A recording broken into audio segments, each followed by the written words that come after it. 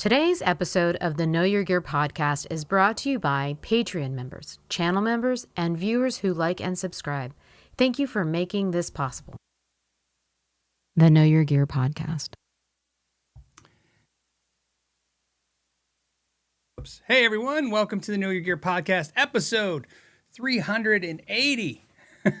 Hope everybody had a fantastic week, ready for a great weekend, and wanted to talk about some guitar stuff. All right, couple things we'll get into is that we're still doing the contest for Show Us Your Gear, and we're giving away still continually. We're going to give away other prizes as well, but right now we're giving away the Nichols 1966 Overdrive Fuzz Pedal by Dane Electro. These are worth $200, and they come with a box. They come with a book too, which is pretty cool. And so we're going to be picking two winners today, and we have some.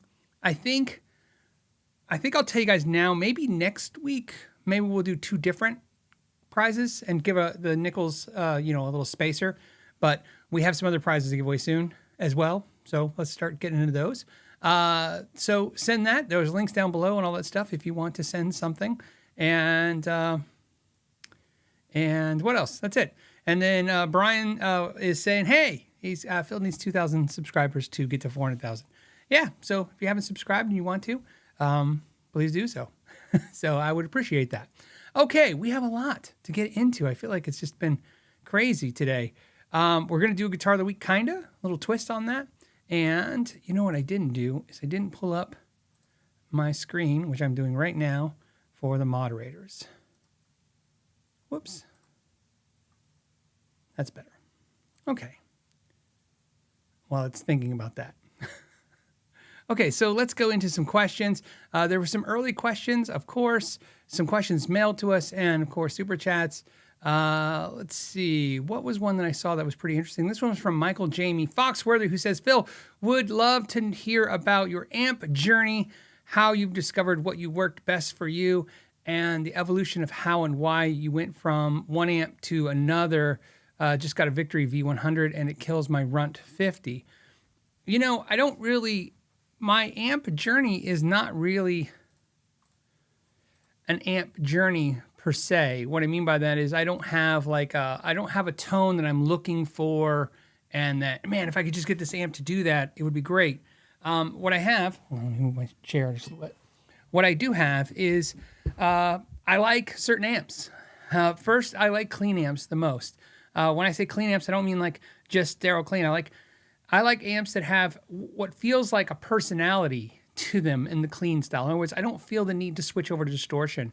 When I plug into like a good Fender amp or an amp that has a great clean channel, I find that I have no desire to jump over to the overdrive sound. I just want to sit there and play in the clean sound for so long, and I enjoy that so much more. And so that's the first thing for me.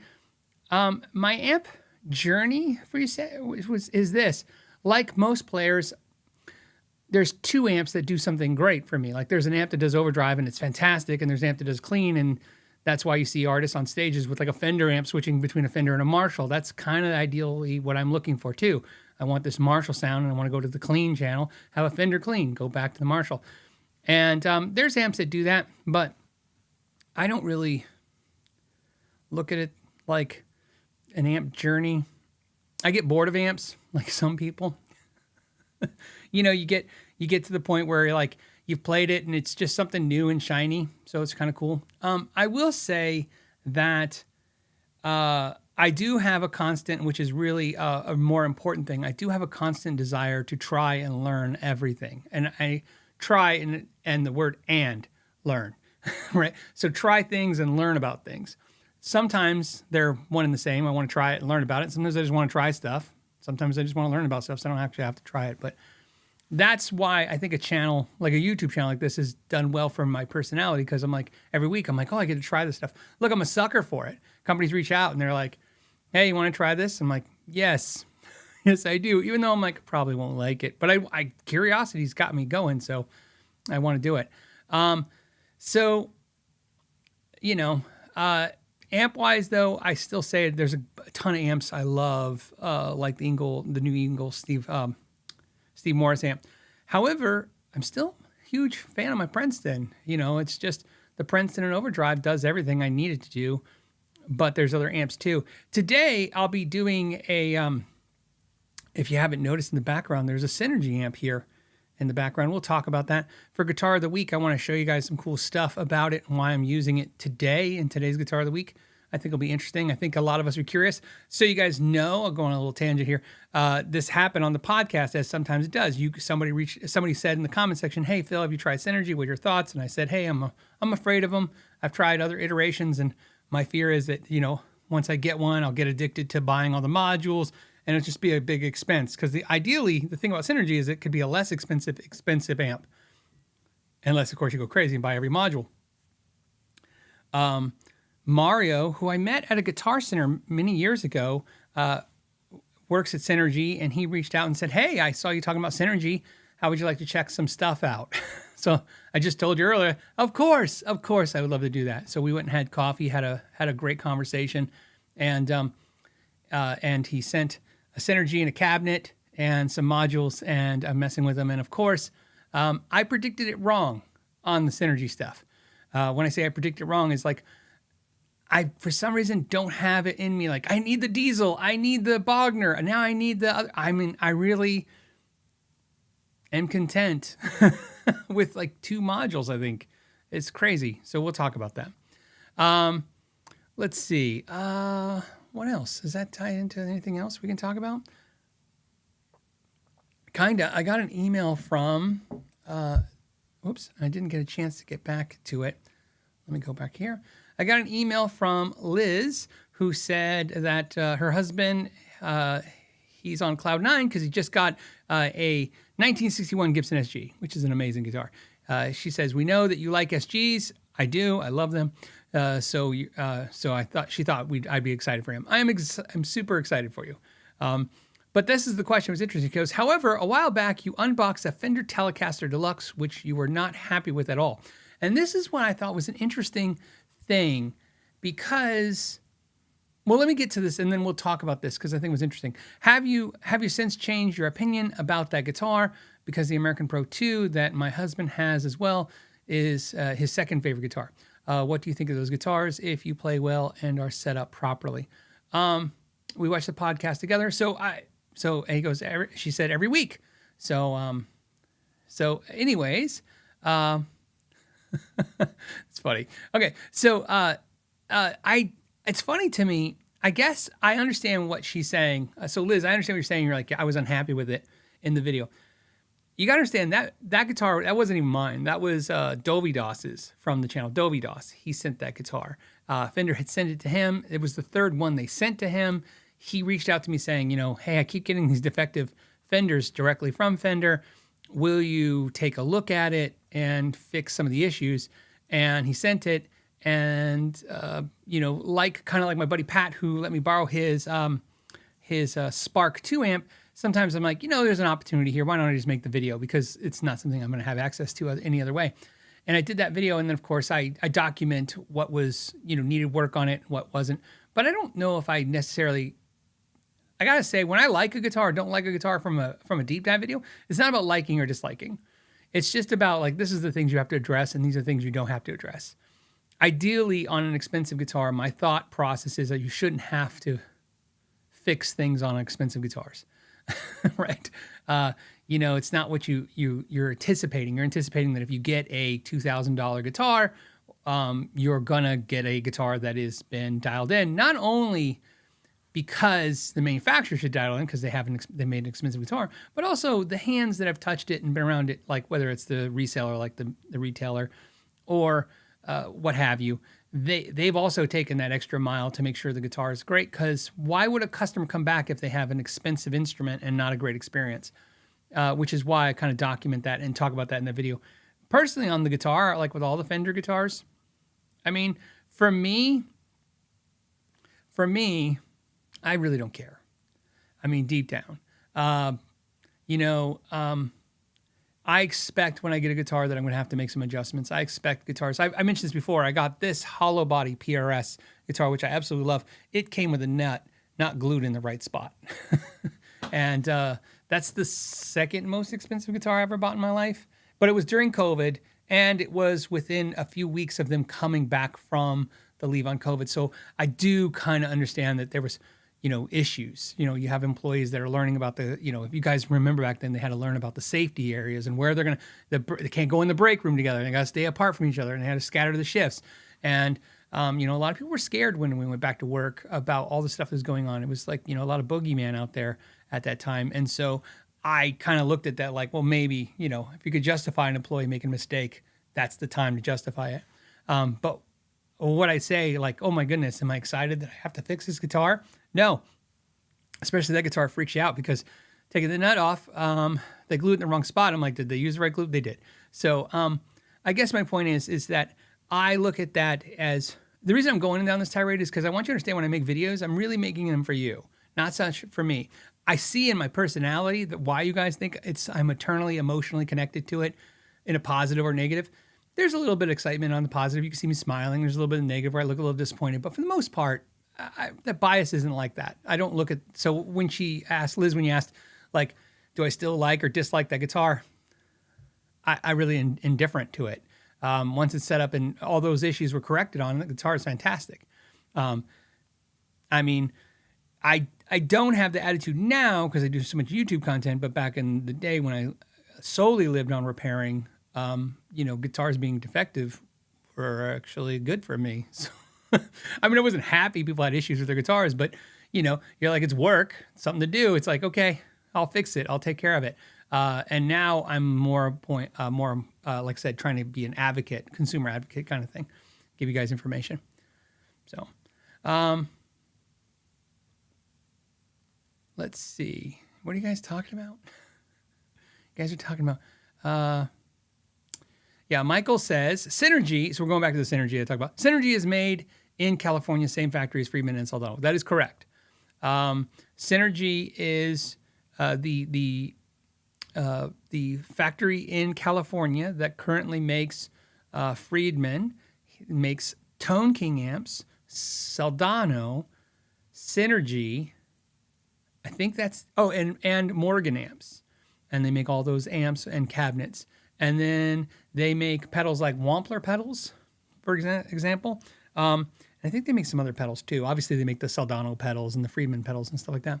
So yes, that's what it is, and that's kind of how you can tell on the Synergy stuff. If you notice, like some stuff, they're calling it like B-Man because they can't say Bassman because they don't have an agreement with Fender. They're calling it like DLX instead of like the 65 Deluxe. But like the Friedman module that I'm playing today, it's Friedman because it's actually not only licensed so that they can use the Friedman name, but Friedman had their hands in designing it and help that module. And the Soldano module is Soldano, and the Egnator, no, it's not Egnator. I saw Brian said the word Egnator. Egnator is no longer made, it's a shelf brand. So yes, it was made there, but it's not made there now. And Diesel, I think Diesel, the only thing that's made there is the pedals. So if that helps. And again, things change, but I'm pretty sure that's the current setup. But that's how come the modules, like they have a Dr. Z module, which I have. They sent the Dr. Z module, which was fantastic. I could see why Synergy is fun because instead of having 10 amps, you can have 10 modules. And the truth is, a lot of the modules, like that Dr. Z module, I plugged in and played it. I had fun for about 2 hours. I was like, this is amazing. The odds of me pulling out and playing it on the regular is not very often. Even though I love Dr. Z, it's just not an amp I use all the time. So it's fun. Somebody says I should do Yamaha for Guitar of the Week. Then I'd have to learn how to say Yamaha. I like to say like yams, like, like Thanksgiving time. Yams, pass the yams. The Yamaha amps. And that was funny. Okay. Resonate wants to know, what's my favorite budget guitar under $300? I think, I think of it like brands, recommending a brand. I still think eArt is probably my favorite sub $300 guitar, but I'd have to look again to see if they're still $300 guitars. Maybe they're over $300 guitars. They're definitely one of my favorite sub $300 guitars. Harley Benton, definitely a good sub $300 guitar. Remember, when we're talking about guitars that are inexpensive, somebody's going to say, oh, I had one that was horrible. And I've kind of talked about this in detail in the past. When a guitar is inexpensive, you're going to see a higher percentage of defect rate. That's what happens when they're moving faster to make something more affordable. If they make 100,000, that's too many guitars. They make 10,000 guitars to try to be $299. You're going to see a certain percentage of them defective guitars. What you shouldn't see is that when they make 1,000, $1,500 guitars or 1,000, $3,000 guitars, you shouldn't see as many defective guitars. You're still going to see them. The idea that a guitar is going to be perfect, it's just not possible. It's like anything in life, That's why the other components are important when you're buying a guitar, just like anything else, like a car, anything else. The service, how the company stands behind it, how they take care of you, all that stuff matters highly, but you're still going to see issues. The reality is people make guitars and people make mistakes. That's just how it goes. The question is, how many of those guitars are going to have mistakes? So I like this. I don't have it anymore. I kind of miss it. But for the first 4 years on YouTube, I had this Squire Bullet. It was Daphne Blue. And I told this story back then so many times because I used to use the guitar all the time. The only reason I got rid of it was just room. I have 3 other Strats and you're like, I don't know. After a while, you're like, where am I going to put this stuff?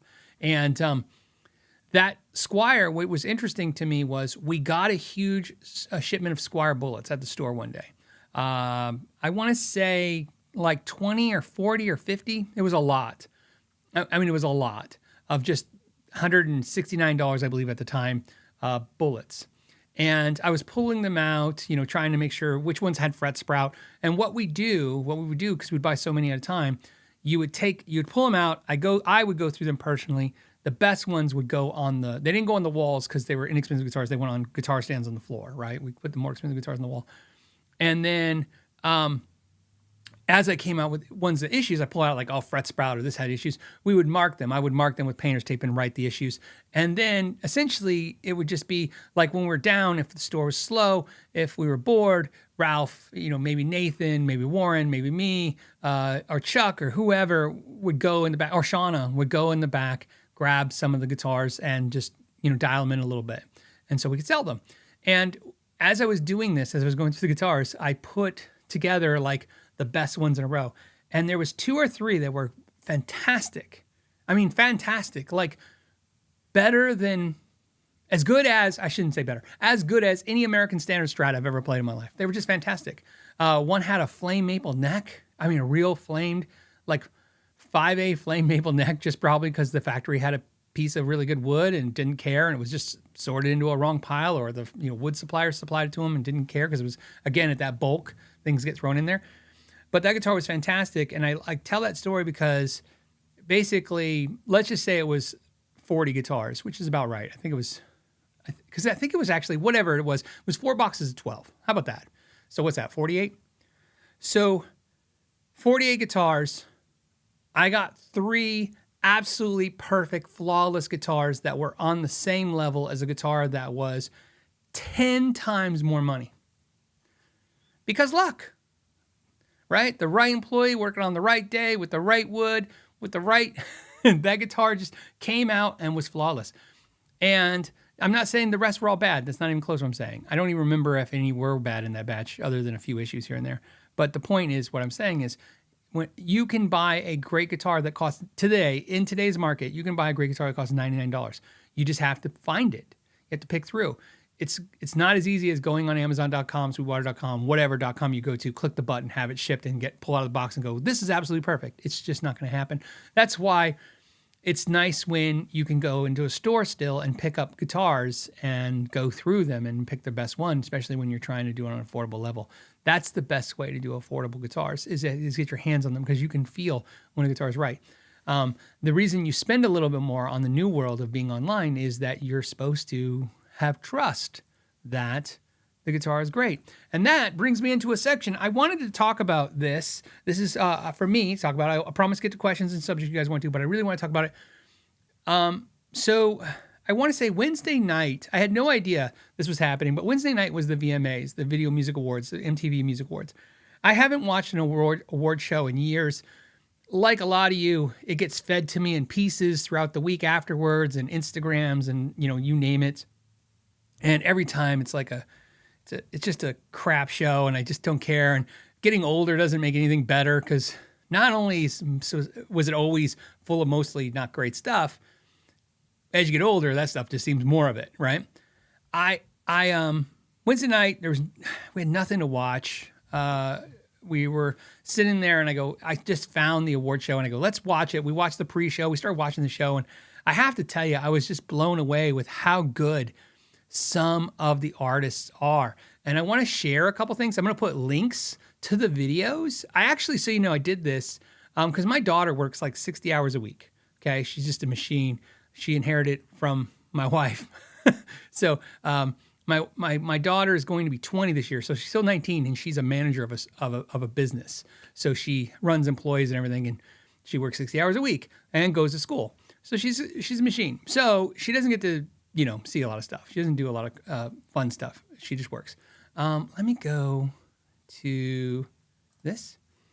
And what I did was I made a list, like a playlist for my daughter, and sent it to her of the highlights of the show in the order I thought they were great. And it was really interesting because I was curious to see what she would say. And she called me and my wife, and we talked on the phone, and she's like, she agreed with some she didn't think was in the order I said, but she was agreeing. She was impressed with the show.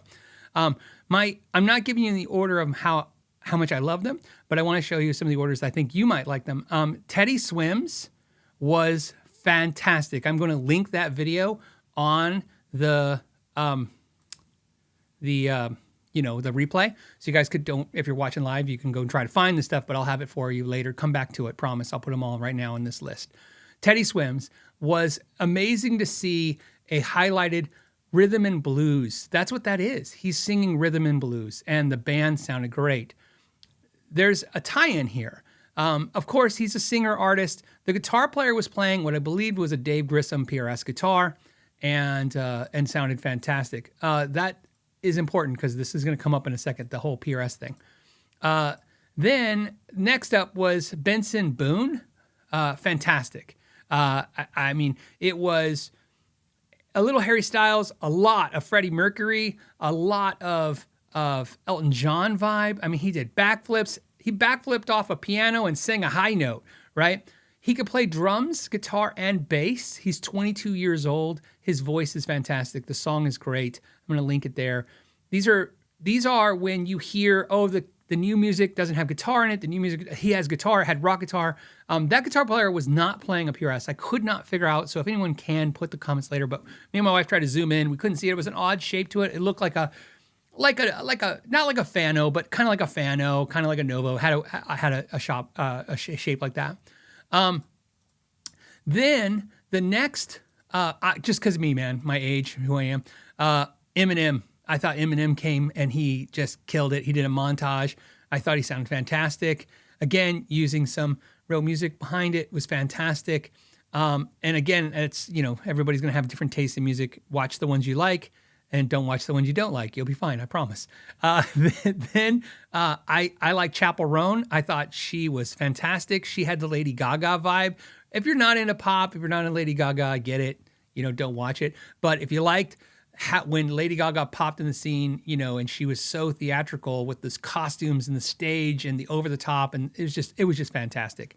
Again, here's what's funny. A lot of guitar players playing PRS. In fact, doing some online research and looking more and more at the shows, and I'll give you two more just for fun that I liked artists. Let me jump to them, and then I'll tell you why it connects to PRS. Hold on, I'm scrolling. My apologies. There was of course, there was a lot of pop music. Who was the other artist? Oh, Lenny Kravitz was on, right? He looked kind of like he was lip syncing, and they were kind of fake playing. That kind of bummed me out. I don't know if they were. If they weren't, they're just dialed in. Sounded great. The Katy Perry montage, again, if you're into pop music, I thought it was fantastic. It was put together really great. And then the LL Cool J, again, was fantastic. A lot of throwbacks to older artists, older being, 20 years ago, 30 years ago. Not necessarily the old artists that we're used to, but something. But here's the thing. The majority of these artists that are these level artists that are playing on a stage in front of, you know, in front of millions of people. Their backup bands were playing PRSs and Boss pedals.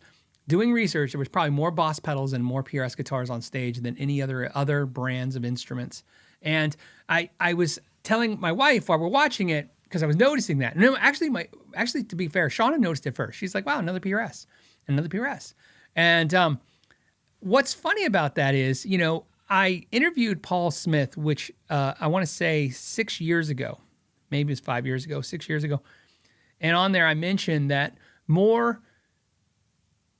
you go to the artist roster at PRS Guitars, when you go to their website, it's mostly people you don't know. It's 90% of people you'll never know. It's all these names you've never heard of because they're all session players. They're all hired guns, guitar players in bands. It's Reba McEntire's guitar player. It's Elton John's guitar player. It's all these guitar players. And of course, now it's all these artist guitar players that I just mentioned. And I told him, he said, and you have to go back. I'll link that original interview because he did the Paul Reed Smith thing that he does. He got all bitchy and said, what are you trying to say? Like all of a sudden, like, what's going on here? Right? You could see it. He gets a little like, what are you trying to say? And I'm like, well, I'm trying to say, it seems like when it matters and your boss is like this major artist, you play a PRS, and obviously you play a Boss pedal because you can't mess up. If Slash has a bad night, Slash is probably not happy about it, but Slash isn't getting fired. You have a bad night on MTV while the singer of this group that you're backup playing for does backflips and hits high notes perfectly. My guess is you're not on the tour anymore. I don't know. I'm not saying they get fired instantly from one mistake, but I just thought it was interesting. I'll bring it up because, I do perpetuate, just like you guys all say, like, oh, PRS guitars are doctor, lawyer guitars. Look, I get it. We all say it. I say it. I said it on this channel too. They're expensive guitars for people who have money. But I always feel like it's not fair to not bring up stuff like today, like saying, hey, look, when the players that, literally do this for a living, nailing perfect notes, no bad nights because they're not allowed to have bad nights, they seem to rely on the stuff that seems to be consistent quality. And again, in other words, the guitar's soul doesn't seem to matter if the guitar's soul's out of tune. It's like, yeah, this guitar has a soul, but it won't stay in tune. But it's like, you see what I'm saying? Just like the Boss, it's not the boutique tone. I once saw the guitar players for Garth Brooks, and they were both playing all Boss pedals. And the thing, and I hope I got it right. It could be another country artist, but it was a big country artist, and I apologize if I get it wrong. But I remember them saying that they will not use any pedals on stage anymore, that they can't buy at any guitar center across the country. That way, if anything has a problem, even if they're backups, they can go get them. Just go get a replacement, like super easy. And of course, Boss pedals don't break. I ran over my metal zone. Somebody left it in a box full of guitar cables at the back of my truck. This is when I was like 20, maybe 21. And I backed over it because I had a Jeep truck. So I just ran over it like it was nothing. And my Boss pedal was fine. It's fantastic, and I can't even tell you how much beer and stuff was spilt onto the pedal boards on stages. So it's just nice to see, instead of just being these wall decorations that are expensive in people's houses that just seem to have the money to buy them because maybe they got a job that lets them buy stuff like that. It's just nice to see quality instruments in the wild being used for their intended purpose is what I'm trying to say. And I'm just thought I'd share with that to you. I always say this because, of course, there's always going to be, you guys, most of you are so amazing. I love 90% of you. 10% of you, you're here. you tend to, you're taking up the space and you have something negative to say all the time. But I don't, maybe not 10%. I think here on this channel, maybe it's 2 to 5%, but still. But I always point this out, and this ties in because somebody asked last week about Linkin Park, and I know I'm taking too long for my tirade. On the Linkin Park thing, and I always say this, I do this as a reminder, because I have to remind myself of this, so I want to remind you guys too. And is not a bad thing. So in other words, if you want chicken and they're making fish and chicken tonight, you don't have to be pissed they're making fish, because they're making fish. You get it? You can still have chicken. No one's taking anything from you. I get it if you want chicken instead, tonight they're making fish. I get why that would upset you. You really want to check it. Linkin Park, the singer Linkin Park, unfortunately, he's passed away 7 years ago.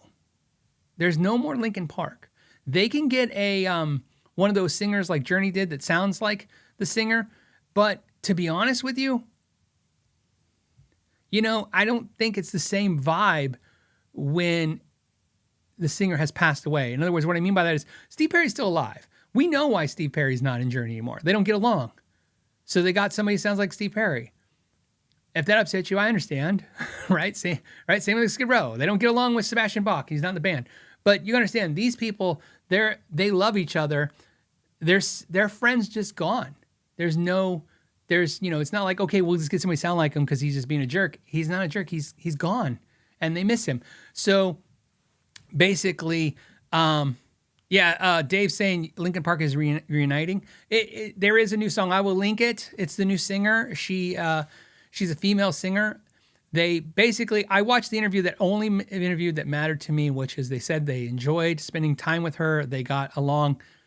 And Pete Thorne told me this piece of advice. I don't even think he was like doling it out like a piece of advice. I think he just happened to say it, and I was in earshot with him when we were talking. He said, the key to this industry is to be easy to work with. I'm sure if you watch his podcast, he said it many times on his podcast, but he said it to me personally, and I thought, wow, what a great piece of advice. Be easy to work with. And so what I got from the new Linkin Park singer is that she's easy to work with. They get along. They all like each other. And when you're on tour, you're trapped with each other. And especially, I know it sounds weird, but especially when you have money, it makes it worse because, anybody can suffer through anything for money. You got to make money, right? You're like, you gotta get up, make the donuts. But when you have money in the bank and you really don't need to work, the passion's got to be driving you. Otherwise, what's it for?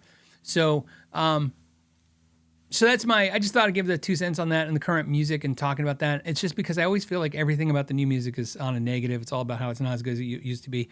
I think I enjoyed it so much. It was super exciting for me. And if any of you enjoy any of the links I gave you, I'm happy that, there you go. All right. I took too much of my time. Let's jump into your time. Okay, let's get into, I'm going to go to some of the questions Amanda penned for me real quick. Amanda sent me Richard, who says, hey, Phil, do you know what factory in China manufactured the Charvel Desolation series around 2010 to 2014? I do not. Why did I read it so fast? I have no idea. No, I don't. I don't. I just love those guitars. Those Desolation series guitars were fantastic. They were such a fantastic instrument for the price, for the quality, the looks, everything killed. The failure of that guitar, was through a mess up. It's funny how the business side of industry can be an effect to the artist side of the industry or the things we love. The Desolation series, if you don't know what I'm talking about, I don't know. Let's see, is my web thing working?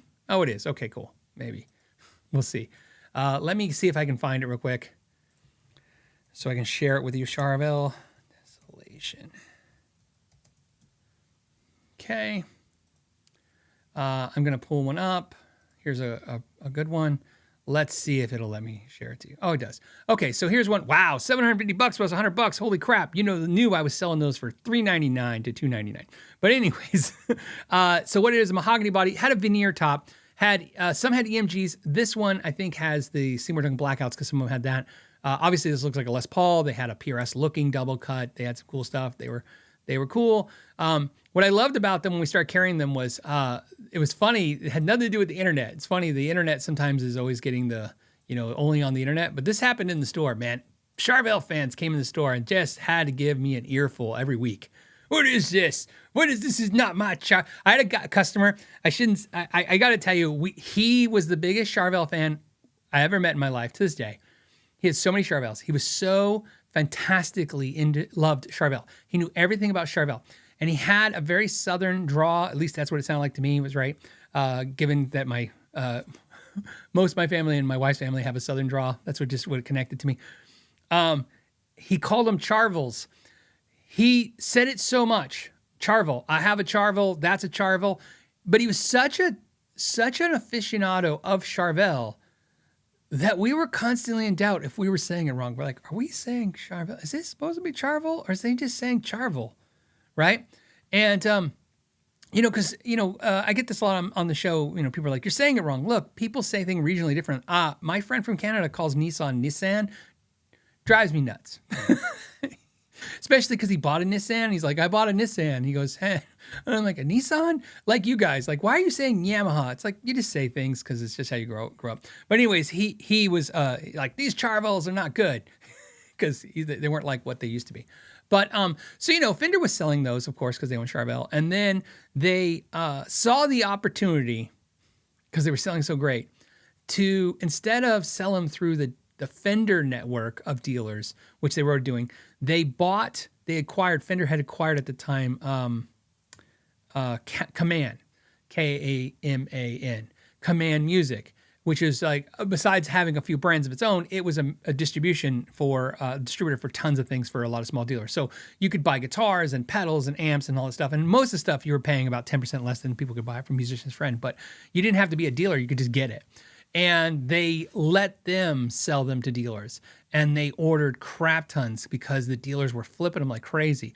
What happened was when they loaded up Command with those Charvel Desolations, it was two things happening at the same time, right? It's like a boat sinking while a storm is happening. The craze, the people getting it out of the system, everybody bought one because they were so cheap and they were so good. Everybody bought one. But then everybody had bought one. So we noticed it was like, we got our first shipment, we sold them like water, got another shipment, sold them like water. Got the third shipment, they started sticking to the wall. Fourth shipment, they were really sticking to the wall. That's also when every dealer in town all of a sudden had them, even though they weren't Fender or Charvel dealers, because they were getting them from Command. And Command had a ton of them. And so then Command had to blow them out. And then, of course, that's right around the recession time still, right? Like what he say, 2010, 2011. So so the recession was kind of technically over, but you understand there's still like the market wasn't booming yet. And anyways, I got a funny, sorry. Somebody made me laugh about something. Okay. So anyways, so that's where they dumped them all. And when they dumped them all, they blew them out super cheap. That's when you kill value on stuff. Because, like I said, I think on the last batch of those Charvel Desolations, I know we were selling them sub $200 at one point. Like the flat black ones were like $199, $189, and a couple we would just literally, just discount them to nothing. Fantastic guitars. So, I don't know what factory in China made it. Factories in China are a little bit more problematic than some of the Indonesian and Korea factories. In other words, there are some noteworthy ones in China, but who knows? There's so many. There's just so many. So, all right, let me go. Let's do a winner, a contest winner. Let's have fun for a second. Let's do that. All right, so I'm going to share my first one, and I got to pull up my notes. So I have notes. The first winner it's two people, but it's a father-daughter team. It's Rocky and Chloe sent this to me. I'm going to share it to you. And I love it because, here, let me show it to you and I'll tell you what it is. They made this logo, which I love because it's a horse with a party hat equals a horse at a party, which I thought was hilarious, right? Because, like, why would a horse be at a party? But I was like, I don't know. It makes total sense. Like, it's just a horse with a party hat equals horse at a party. And I thought, just kidding. Look, I got dad humor. Okay. So anyways, yes, it's a unicorn. Horse equals unicorn horn is a unicorn. I thought it was great. Why did it speak to me? Here's why it spoke to me. Many years ago, I was invited to a special small event. I think that's where I met Mary Spender. She was at that event too. And it was for John Mayer. John Mayer came out and talked, and we sat and listened to him talk, and he talked about, his new amp with PRS and stuff like that. And he said that he's done chasing unicorns. In other words, he was done chasing these expensive, crazy amps that are, that are only one ever made kind of thing. And And of course, like all guitar players, 5 years later, he was chasing him again. But hey, he was making, he was trying not to. So, anyways, the funny part of this is I just love the saying, he's done chasing unicorns. And I thought, oh, I'm sure it's a saying. I don't know. People say it all the time, but I just loved it in the reference of gear. Like, I'm done. So, that's why I don't care about the Klon, and I don't care about, the Zen Drive having the original, because like I said, I got rid of those and I have now copies of those kind of pedals.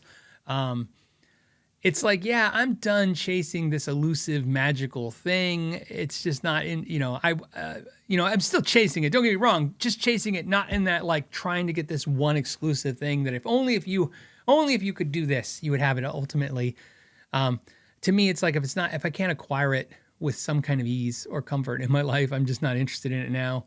And same thing. So I love I'm not chasing unicorns. And when I saw the sign, so Rocky and Chloe, thank you for the logo, the submission, and we'll get you out a pedal. So far, I think I know for a fact, because Shauna told me, every single person who's won a pedal to date has been shipped a pedal.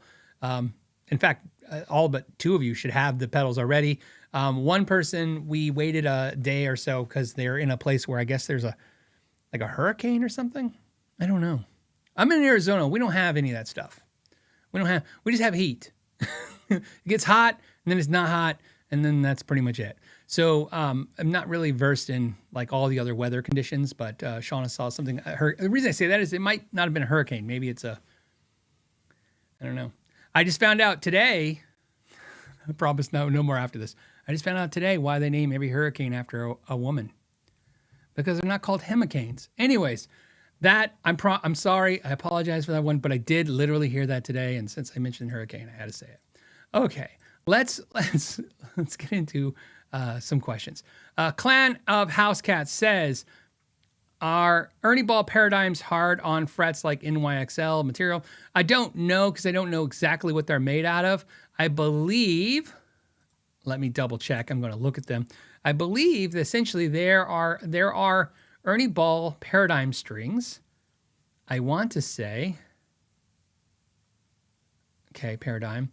I think if I recall, they use a material in them. I'm reading right now. Process combined patterns, plasma cleaning, nano treatment repels sweat and buildup. No, this doesn't look like the same. This is a nickel-based string. So Ernie Balls also makes a string that's really bright, and it uses basically the same material that's in light bulb filament. But no, it's not using like a hard steel. Oh, I'm thinking of cobalts. So cobalts have like a light bulb filament material, same metal, whatever that they're making out of that, to make them brighter. These paradigms do not seem to be hardened steel. What you're looking for, so in NYXLs, which, by the way, don't matter if you have stainless steel frets. But if you use hard stainless steel strings, it's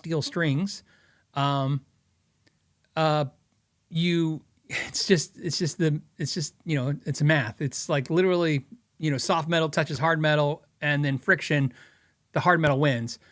So that's the idea. The idea is that NYXLs are fine, but they can wear out your frets on nickel frets a little easier. Will they wear them out? Who knows? Again, it depends on how much you're playing.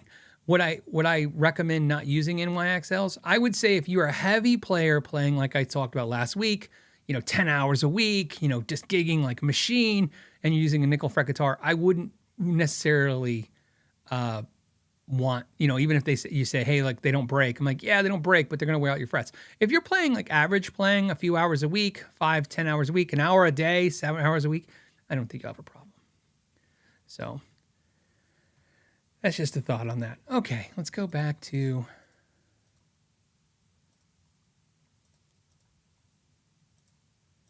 Okay. Somewhere, there's my screen. Okay. He also, Clan of House Cats also wanted to know, my Freeman JJ Jr. has allowed pop in distortion. Pop meaning like when you switch channels. Switching channels sounds like it could be a relay that you would want to contact them about. That doesn't sound good. If while you're playing and you hear a pop sound, that's probably a tube. It's a preamp tube. You can use the chopstick test where you take a wooden stick, like a chopstick. If you use a pencil, please don't use the metal part of the pencil, but just something wood, soft, right? The reason I don't say plastic is because if your tubes are hot, you can melt the plastic, but it's just a wood stick. And you just tap on each tube while the amp is on. And if you hear something, sometimes you don't even have to do that. So, if you want to know if you have a microphonic tube, whether it's a power tube or a preamp tube, or an issue with one of them, if it's really bad, the fastest, easiest way to do it is I'm gonna use this pedal for demonstration purposes only. So like let's say this is the input jack of your amplifier, your tube amplifier. Turn your amplifier on, run the volume moderate, like you don't have to crank it, but it needs to be like over 2 or 3, right? And you take this guitar cable and you just tap on the actual jack. Just tap on it, on the input jack of the amp. And if you hear when you hear that click, if you hear a ting, like you'll hear it, it'll sound like somebody just thumped a wine glass in the background. That means somewhere in that amp there is a microphonic tube. And sometimes that really kind of that's a bad one, right? Because but it happens all the time. Sometimes I'll be plugging into somebody's amp and I'll go to touch it and I'll hear the ting and I'll go, oh, you should check your amp. But like I said, and then once you want to check your amp, you can do the chopstick test. That's a very fast, easy way to do it. That's what I would recommend. Again, past that, I would definitely talk to them personally or an amp tech, because like I said, I'm not an amp tech. So like any musician, I've learned to take care of my stuff and learn how to find, again, diagnostics. So if I find an issue with an amp, I can find the issue with the amp, but then I take it to an amp tech. So, okay.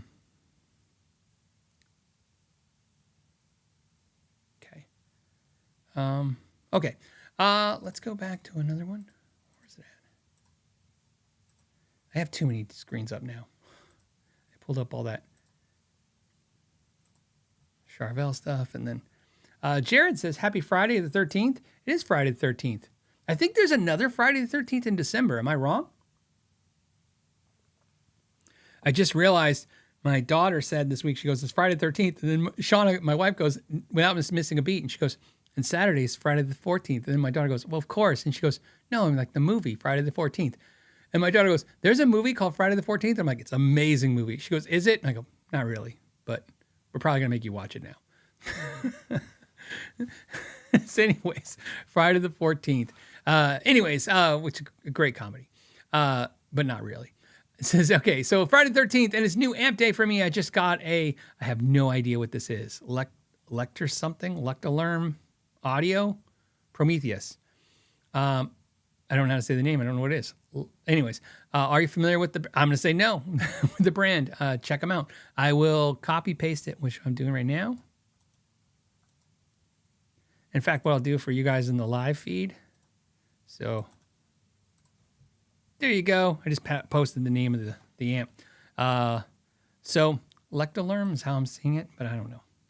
Who knows? But congratulations on new amp day. I'll have to check them out. There's so many amps. Okay, let's do like 2 more, and then I think I'll do Guitar of the Week. And Guitar of the Week's got a little bit of a change this week. I got some feedback from the patrons, and we're going to try something new.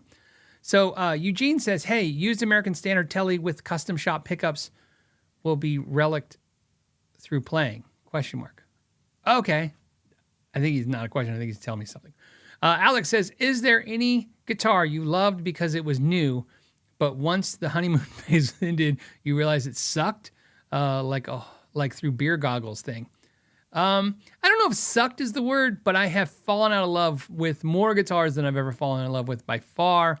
And that is because, like you said, beer goggles. It's not beer goggles in per se. For me, it's I want this to be what I want it to be. Does it make sense? Like I go into it going, I want this guitar to sound and play a certain way. I want it to do this. I want it to be these things. And when I get it, your first instincts are usually really good. You're like, oh, I don't think it. You're like, no, it's good. I just need to keep going with it.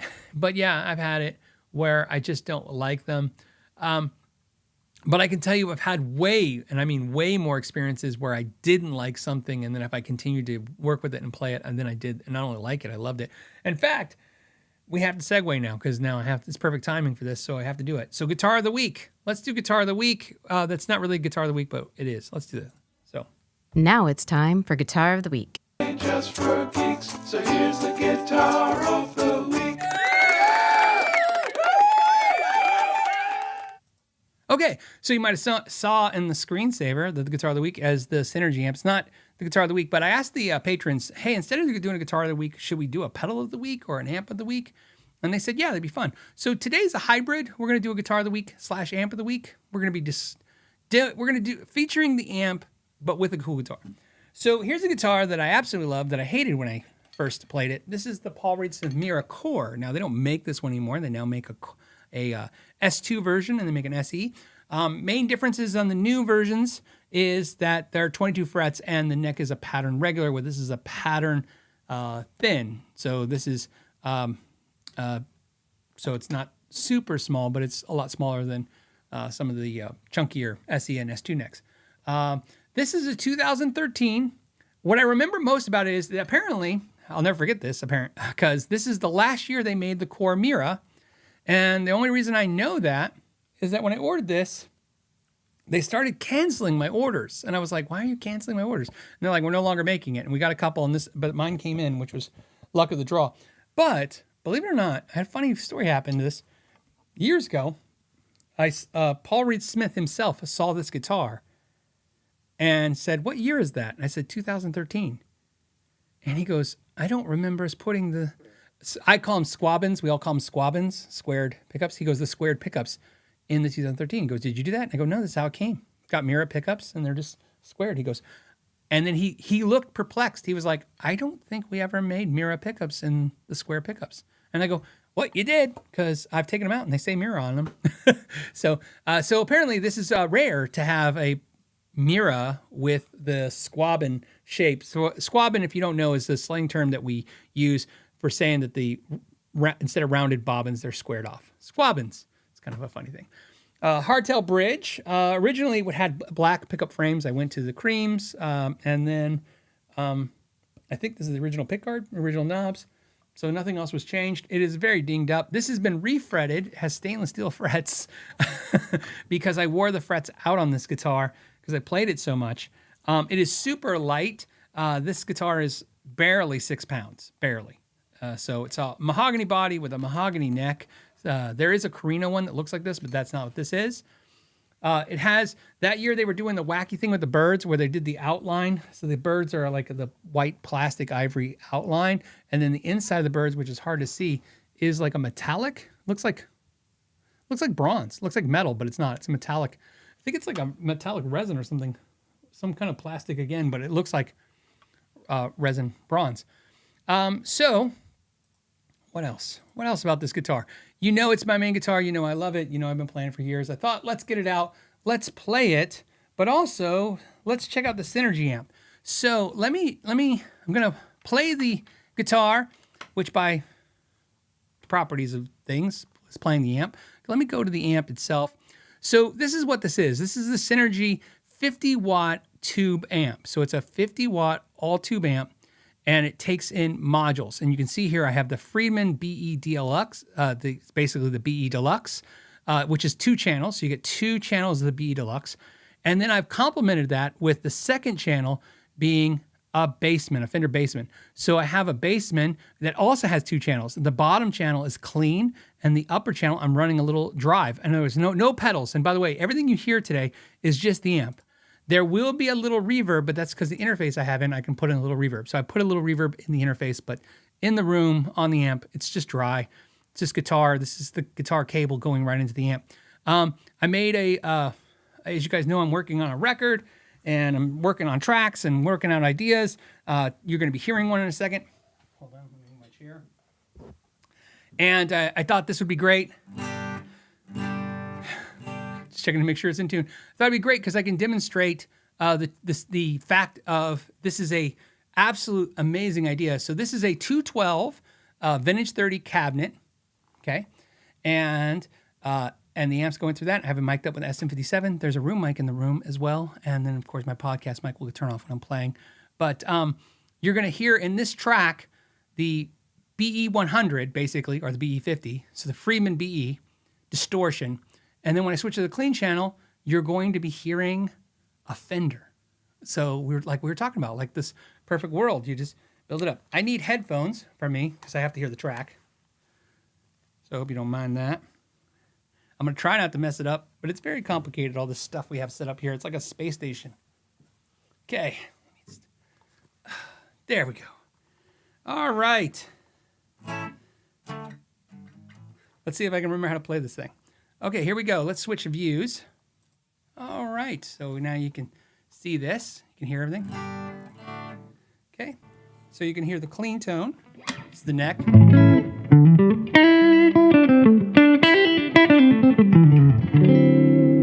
That's your Fender Bassman clean. Okay. Then I'm going to switch to the Friedman. Let me go ahead and play the track, and then I'll talk about it as soon as it's done. Here we go.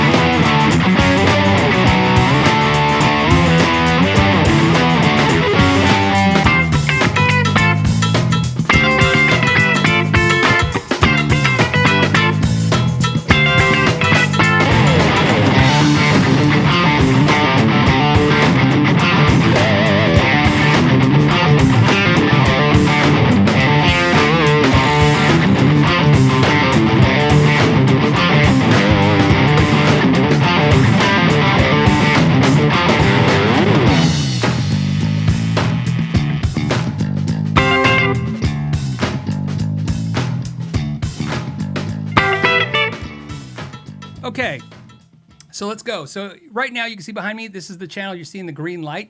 That is your Fender Bassman.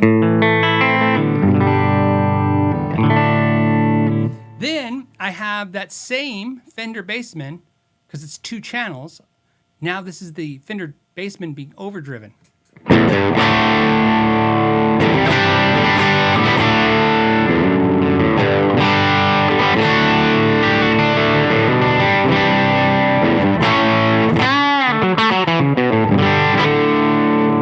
Back to the clean on the Bassman. Oh, that neck pickup.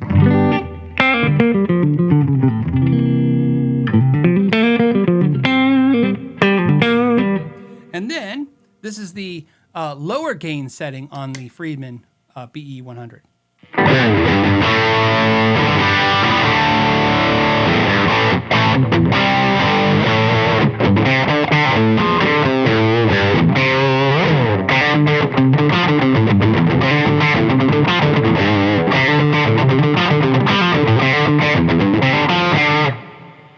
Okay, and here's the higher gain setting.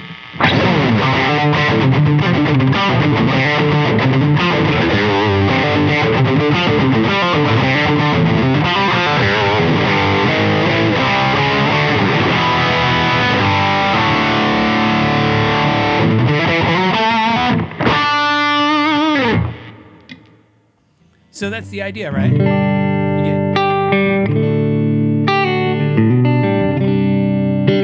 Man, I love this guitar. It's funny to me. It has been so long. I mean, obviously now, how long? So 11 years? I've had this guitar 11 years? 12 years? 12 years, had this guitar, still love it. It's been kind of retired. It's been in the other closet. You haven't seen it out for a while.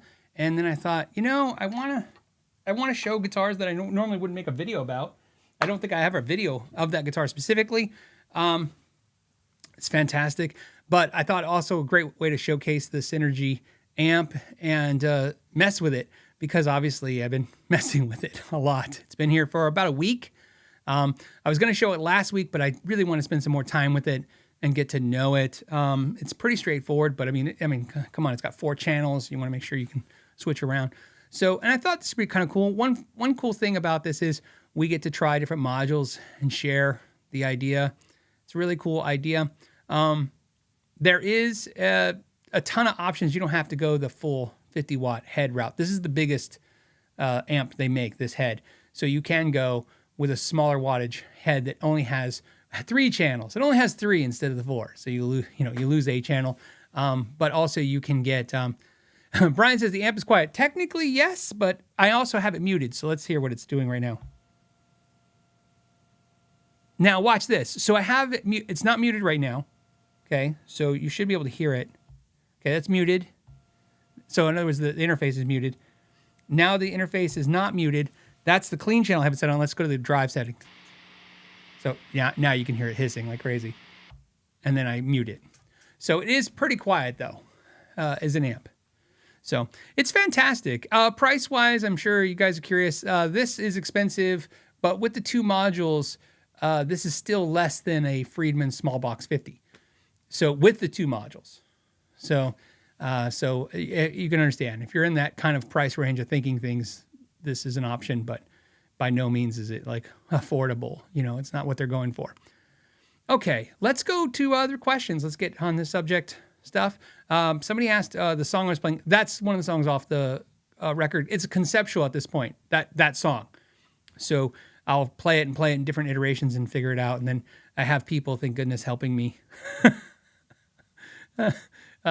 So on that particular song, I won't tell you what's wrong with it, but there's something wrong with it that I'm not happy with that I'm trying to figure out. So I'll get it there. But I thought what a good time to give you guys a taste of what I'm working on.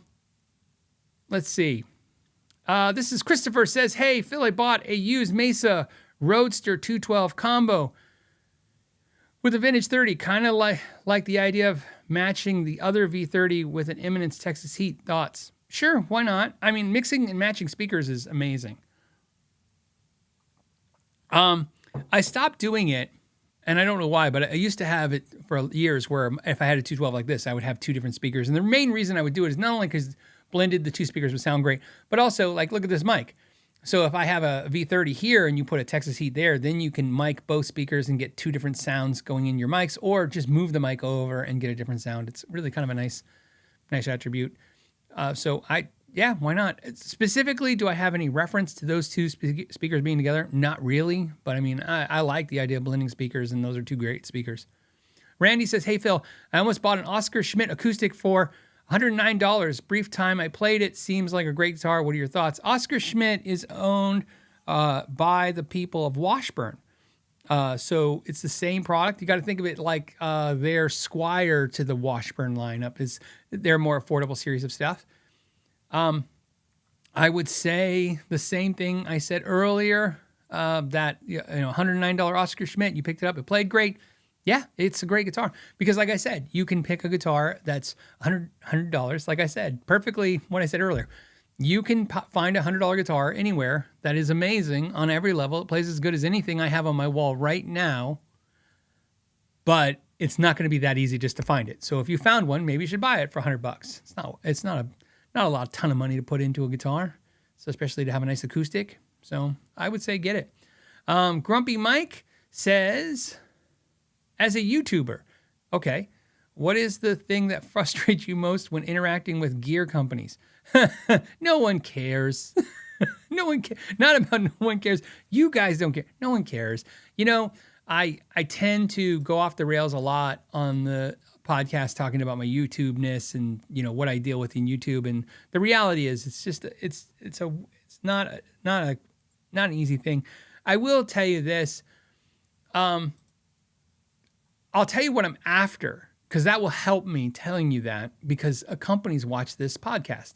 I just know now, because think of this, almost, I'd say half the closest friends I have in this industry came from watching the podcast. They were watching the show, and then we ended up meeting, or they reached out to me and we talked, and we just became friends. And so, a lot of times this is where, like the synergy stuff, right? It's here because it was discussed in the podcast. Otherwise, it would never, I wouldn't say never, but it most likely wouldn't be here. What I'm looking for is 100% what I'm looking for with companies when I deal with them in a perfect world for me is for them to either co-sponsor, which means using funds, right? So help pay me, pay the channel and stuff, or supply gear, or both, depends, right? To do videos that I want to do. And then their products become highlighted and featured in those videos and discussed. And I think that's a net positive for everyone. However, that's the perfect world. So like as a company, it's like, hey, we would like to get this in your hands. We'd like you to see you use it. We'd like you to see you talk about it. We'd like to see, all those things. And to me, that's a perfect thing. Let's make that happen. What I'm not in love with is the commercials. They need, hey, we want to send this product. We need you to do a video and do a commercial. It's not only not my favorite, I absolutely hate it. And, you got to catch me right to get me even to do it anymore. It's got to be something I'm super excited about. And this is the only way we're going to get it on the channel. So like I said, that's kind of, so it's not that what I don't like about talking to companies or what I don't like about internet companies. What I want is I have a video coming very soon that I'm very excited about that I did. It's a self-sponsor. In other words, it's a patron-sponsored video because I couldn't get the manufacturer. I couldn't get anybody to sponsor the idea. And I think the video is great. I think the idea is great. I think the discussion's great. And so, that's what I'd like to see doing more of. And I like it when companies reach out to me and say, or talk to me and say, yeah, we love that. Whatever you want to do. I love that answer. When they go, whatever you want to do.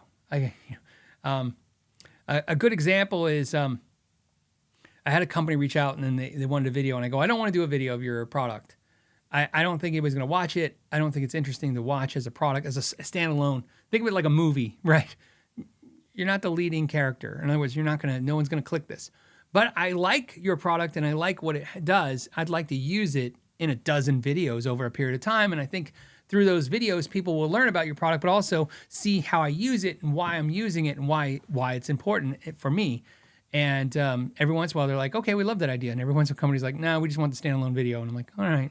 So, but that's it. Other than that, look, if you can make this YouTube gig work in any way, shape, or form, you're going to be frustrated. You're going to be depressed. It's going to be a mess. But it's a fantastic job. And if you can get my buddy Pat, I've been talking about Pat a lot lately because he loaned me the Spark. And of course, I bought the green Parker from him. Pat's a pilot, and I once said, I said, is being a pilot a cool job? And he said, I don't know, if you have to have a job, this one doesn't suck. And I go, oh, that's a great saying. And this is what I say about YouTube. If you have to have a job, this one doesn't suck. In other words, it's not as good as not having to work for a living, but it's pretty damn close. Andrew says, hey, Phil, I have made my gloss neck less sticky using quadruple aught steel wool. Following your advice, how do I take it back to gloss? I liked it better before. You can sometimes very easily use some buffing compound and buff it. Just like the problem is you can, you want to make sure you know how to use a buffing wheel. My guess is because of most people's situations, you're going to be using a buffing wheel on a drill, not an actual real buffing wheel.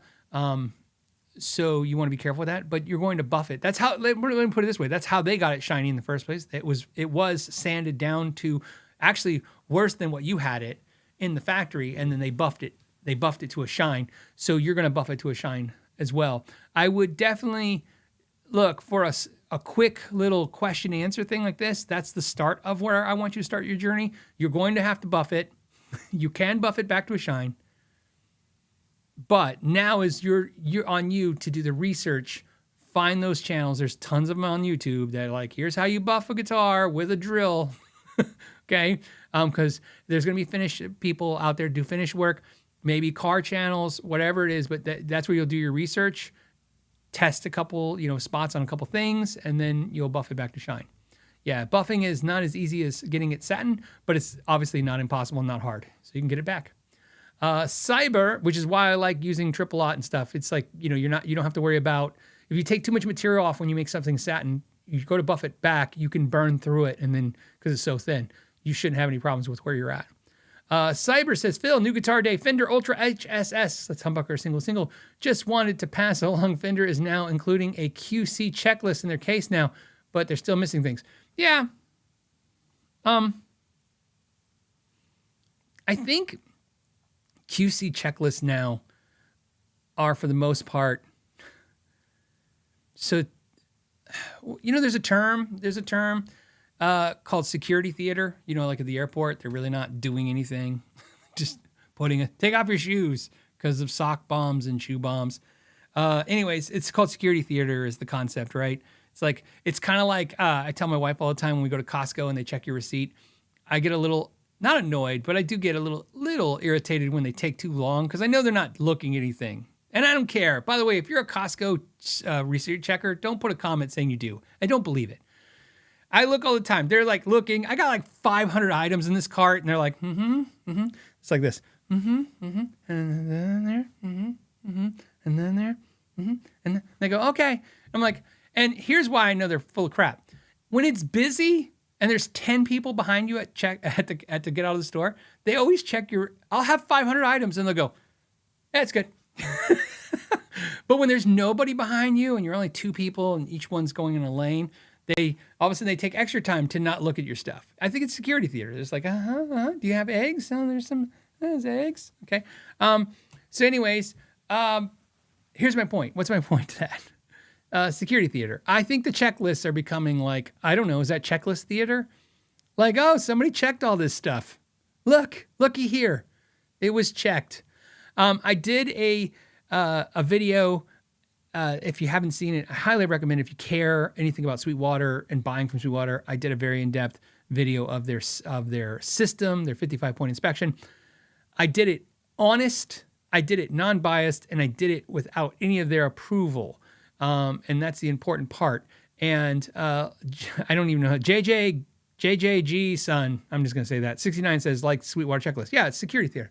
Except for the Sweetwater checklist, the answer to the Sweetwater checklist, because here's what's important. The important part of this, and why I feel I'm uniquely qualified to discuss this, is I made a stink in a video. Before I knew videos, anyone would care. I didn't know. Now I know, so I'm aware of it. Not to not make a stink, but I'm aware that I might have stuff coming down the line if I say something or do something in a video. Then I didn't know. I did a video. I bought a guitar off Sweetwater, and I was very upset because it came defective. My comment in the video, which was why I was upset, was I could care less that Sweetwater shipped me a guitar that had defects. What I was upset about was if I bought that guitar from Guitar Center or Samash, neither one claims to do anything with the guitar. And they don't charge me any less or any more. So in other words, Sweetwater doesn't charge me any more to do this, but I'm like, if you get a guitar and they say they're checking it, and I opened it, goes into what Liz was talking about, like being disappointed about something. I'm not disappointed because the guitar has flaws. I expect guitars to have flaws. I was like, wait a minute. The whole point when I bought that guitar from Sweetwater, at the time, you can't put every thought into a video, okay? You edit, you're trying to keep the flow right, and not everything occurs to you.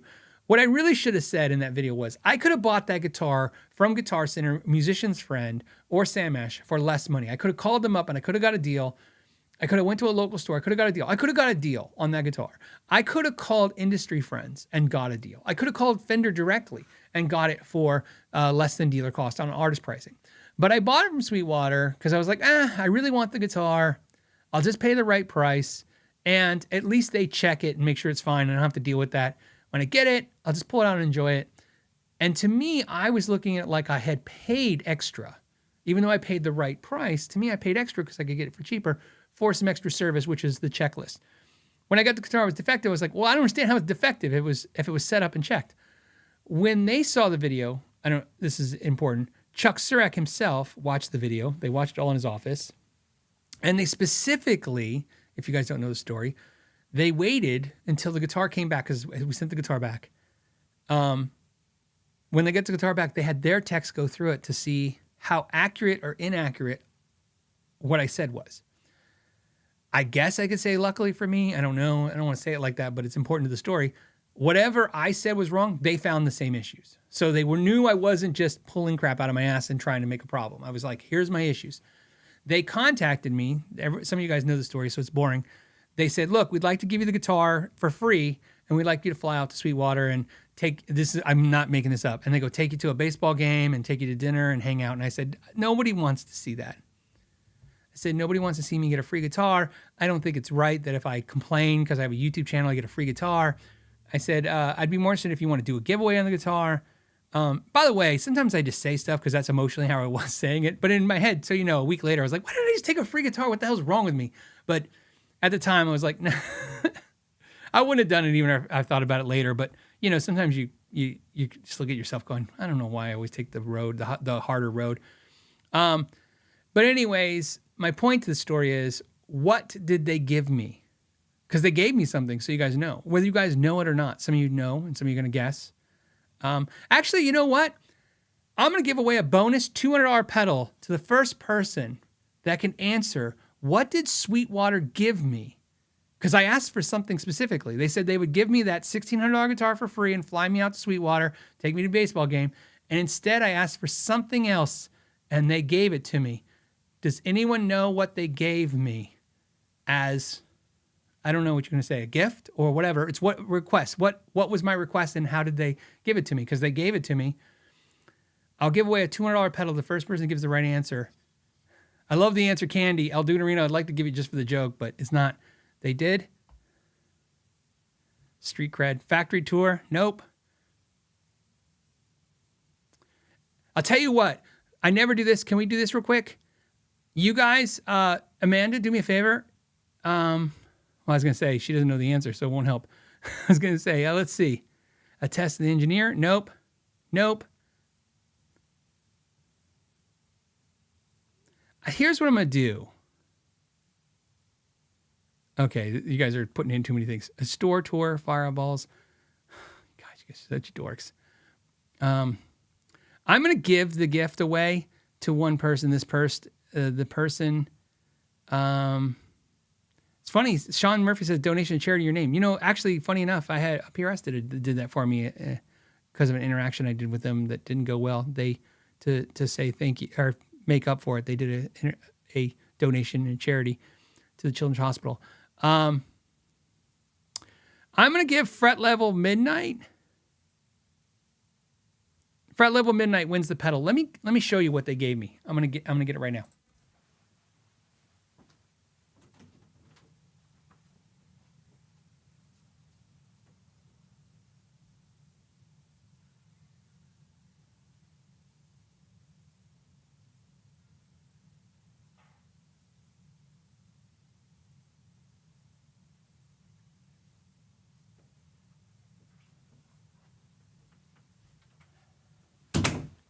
Ta-da! I'm back. Okay, I'm back. All right. So, what? Fret Level Midnight, please reach out to me through the Ask. I'll hook you up with a pedal. This is what they gave me. Before that video, before my interaction with them, if you got a 55-point inspection, you received a card that looked like this. Because of that video and my request, which they happily obliged, for the first time ever, they disclosed the 55-point inspection. There was never a card like this, ever. Not only do I know that for a fact, because I was with them when they made this, not only did they make this 55-point inspection list part of their card that didn't exist, they had never disclosed the 55-point inspection before to the public. And how they did that was I said, that's what I want. I said, I don't understand what you did. So when I'm critiquing you based on what I think you did. I would like to know what you did. They said, I just want to be honest, so you know, they said, if we disclose the 55-point inspection to everyone, then people will get their guitars and they will scrutinize us and pick out all the little problems. I go, well, then don't do it. Don't do the 55-point inspection. I go, no one else is doing it. Don't do it. Either do it and share or don't do it. And they said, okay, they asked for my suggestions. I gave some suggestions. And then they sent me a proof of this and I gave them some feedback. They took very little of my suggestions and feedback, but they really didn't need to. And they made this. That's what I got for that. So the reason I tell you that, back to the security checklists, security theater checklists, right? Fake checklist. Then after this was done, I then did that long 8-day hangout at Sweetwater, and I documented their process. And here's what I learned in that process, which is an important part. For those of you who want to watch it, watch the video. For those that just want the Reader's Digest version, they only get a few minutes per guitar. That's all I really needed to know. This whole thing has to be done in 3 sections. 3 people do it in a very short period of time because they're doing 1,000 guitars a day. So, kind of like the person checking my receipt at Costco, they're just in a hurry, right, to do it. So that's my whole point on this. So checklists, I think some companies fake them and they don't even do them. Not only do I think some companies, I know employees fake it. They just don't want to do it. Some companies are faking it. Some companies are doing it, but it's, are you getting the diligence of it? I don't know. I know for a fact Sweetwater is checking those guitars. They are doing this. Here's why. There's a redundancy in this, so you know. Look, do you get a guitar and it has a flaw and you're like, how could they check this and see the flaw? Yeah, people make mistakes. I already covered that earlier in the show. People make mistakes. But what I will tell you for a fact is that every single piece of data that this 55-point inspection has on the guitar, that data is given to the manufacturer at the end of the month as a report. So the manufacturers know what they passed and failed on too. So they wouldn't be corrupting the data because obviously they expect the manufacturers to make changes and fix things based on the information they're giving them. So they are trying, but again, it's just not a full setup. It's just not a full detailed inspection. It's a generalized look of the guitar. The best way, they're never going to put it this way because again, they are in the business of selling guitars and they want to sell the guitars to you and they're going to spend, hey, 55-point inspection. We've done it all. Buy their guitar. But reality is this. Here's what I will tell you. What Sweetwater is doing, and I can say this with confidence, is they're trying to reduce as many defective guitars that you see as possible. That's it. They can't stop it. That's insane. They're shipped 1,000 guitars a day. Okay. But they're trying to reduce how many customers get a defective guitar. So they're filtering. That's all. So where the other guys just take the box that's in the warehouse and ship it straight to you, and then if you have a problem, you have a problem, and they'll figure it out. Sweetwater's trying to reduce that. I believe, based on that, no factual data because I don't have any, unfortunately, but just based on that, I would imagine that Sweetwater probably has less defective guitars sent to customers. But like me, a lot of you guys get, rightly so, upset because you get a guitar from Sweetwater defective, and you're like, how can it be defective if they did this? Well, it's because you're still going to get a defective guitar. There's just going to be less of them. So that's whatever. That's my tirade for that. They're trying to mitigate returns. Yes.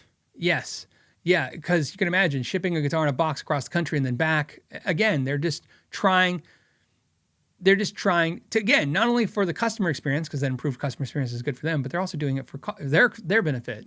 Right? It's not cheap to have guitars shipped back, replace guitars, fix guitars. But there you go. That's the. Anyone want to guess where I went today? By the way, can I just say on a side note, because In-N-Out Burger is sponsoring this show. Just kidding.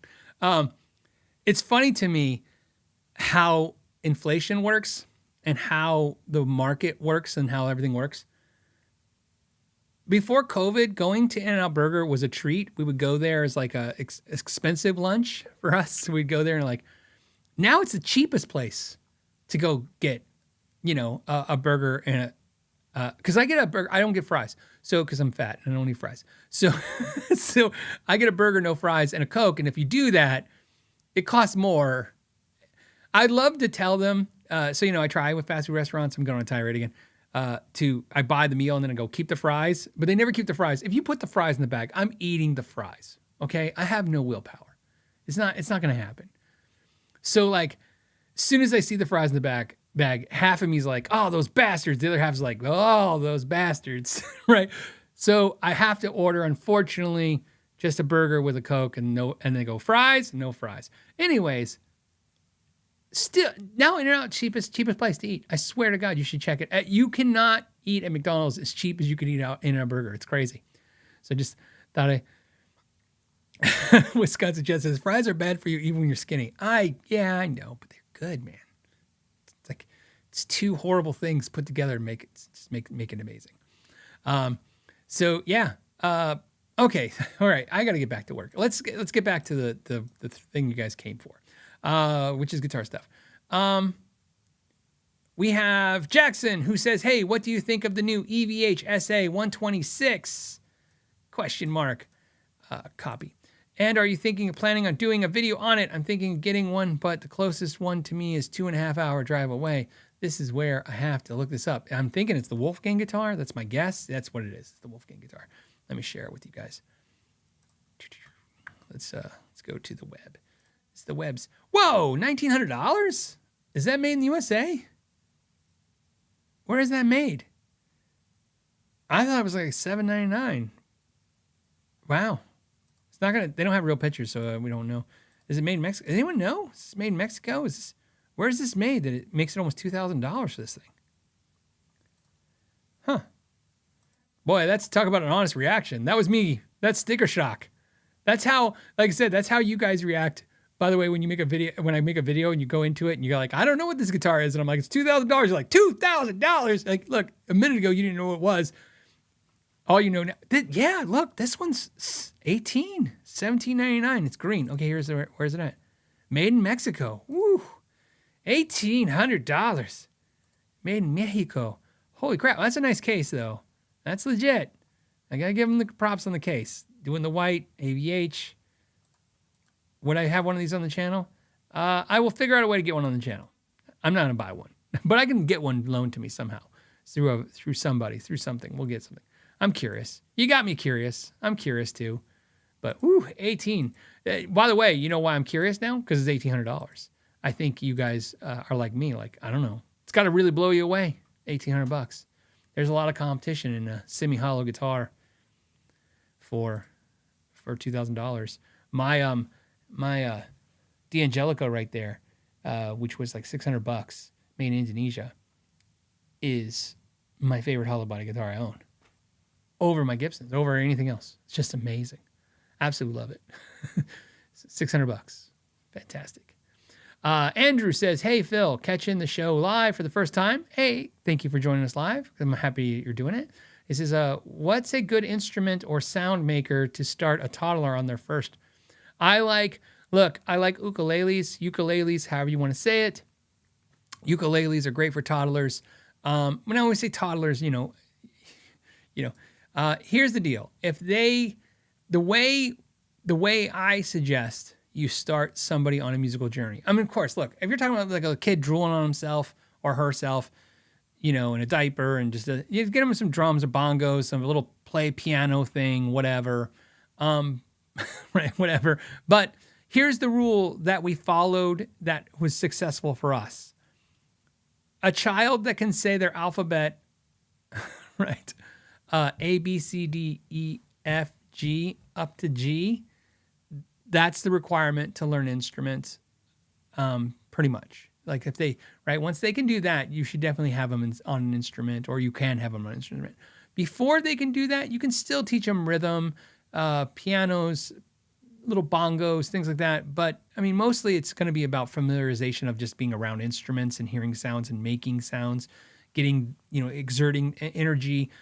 But my favorite first instrument, well, first of all, like I said, piano is a fantastic foundation instrument. It makes more sense than any other instrument. It doesn't really take a lot of finger dexterity when it comes to like how guitar strings cut in their fingers and stuff. It's laid out logically. It makes sense. But more importantly, keyboards can be different sizes with no effect to sound. In other words, if you get a little smaller keyboard because they're a little smaller person, they can play the piano and it sounds great, and it doesn't sound like a little dorky guitar that doesn't sound like a really good guitar. So that's really good. Plus, like I've said this before, the piano makes so much sense. All the white keys are whole notes. All the black keys are flats and sharps. Super easy. It's easy to figure out where all the notes are and anchor to them very quickly. I've told you guys this before. We call the 2 black keys on all pianos the doghouse because the D, the letter D, the note D, is the white key in between all the 2 keys. So black keys are always 2 and 3 and 2 and 3 and 2 and 3. And so in between the 2s is D. And then, of course, from there, since I said it's whole notes, the next, it's D, E, F, G, A, B, C. And then when you land D again, you'll be between 2 black keys. See, you don't even need a piano, and that's what's great about that. I couldn't explain that like I just did about guitar. We need some kind of illustration. So that being said, keyboard's great. But I like ukuleles because they sound great. They're fun. They're tuned to an open chord. So just strumming them with some kind of rhythm, they actually can make songs, make music.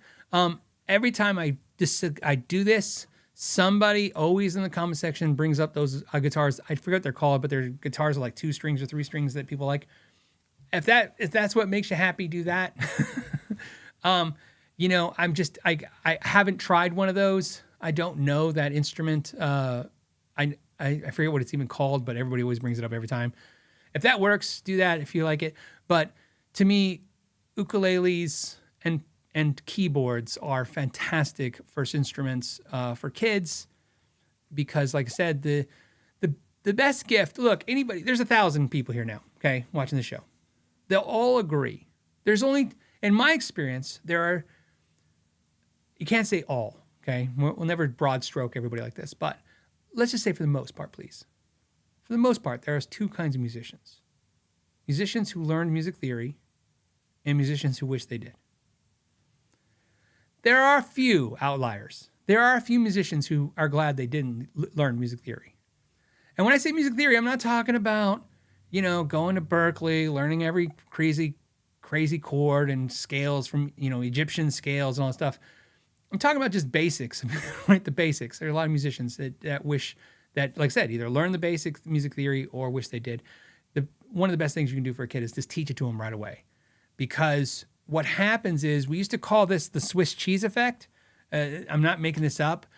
When I say we used to call it a Swiss cheese effect, we used to write on people's cards. So when somebody would sign up for lessons, we would write like Swiss cheese on the card to tell the teacher what they have in store. Swiss cheese is someone who's been playing music for a while but doesn't know theory. So that means because they've been playing for a while, see, if you don't know theory and you've been playing for a while, you do know theory. Because again, theory just starts making sense, right? You just start learning like this chord sounds good with this chord. You may not know why, but that's essentially, that the G and the D and the C sound good together in those variations of that. You may not know why, but it doesn't matter. You know that. That sounds like a good thing. It's actually horrible because now a teacher, instead of just teaching you the why, they have to explain the whole. So they got to Swiss cheese. They got to fill in all your things you're missing, and it's a little harder to teach you. So if you can get a kid to go down the road of some kind of instrument, like I said, the keyboard or the ukulele, where the ukulele is like tuned to what? An open G, something like that. So you can start saying, okay, here's the theory behind that. Here's why it's happening. It's just really good. It's just a really good way to start. I could be wrong. What is the damn ukulele tune? What chord is the ukulele tuned to? Somebody tell me in the comments. I don't want to Google it. I just want to be given the answer easily. The Wisconsin Jet says the whole theory idea is half diminished. It's funny. Whiskey Bravo says, I don't play ukulele. I just like to say ukulele. You know what's great? What's great is this. If you play guitar, you absolutely play bass and ukulele. Absolutely. Without a question. They are the same. So, and what I mean by the same is they are fundamentally something you can grasp within minutes. Usually, I have no reason to make a video because I don't do guitar instruction type videos, but I can tell you this, in the store, I did it for so many years. It's like an old habit. I can take any guitar player, hand you a ukulele, and in 10 minutes, you're a ukulele player. That's how fast I can convert whatever you think you know about guitar to something usable, playable on a ukulele and go. So that's what's great about it. And that's why if you learn on the ukulele, same thing. I can't convert you over to guitar player in 10 minutes, but I can definitely put you on that road. Yeah, Telly Driver says it open G. So what is that? So that should be, help me out. So the ukulele,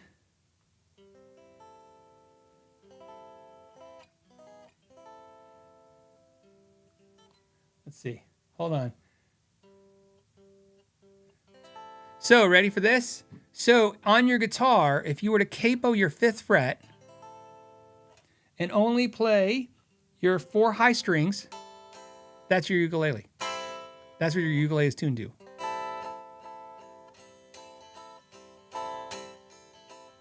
I'm pretty sure. I haven't done it in years. You know, it's one of those things I did every day for years, and then I haven't done it in 6 years, so I might have forgot. So if I'm wrong, somebody just put that in the comments. Phil, you're wrong, but then put the right information. But I'm pretty sure it's 5th fret, G, D, B, G, and that's your ukulele, which means, think about this. So if you have a little kid, right, you give them the ukulele, you take your guitar, you capo at the 5th fret, and you and the kid just do rhythm.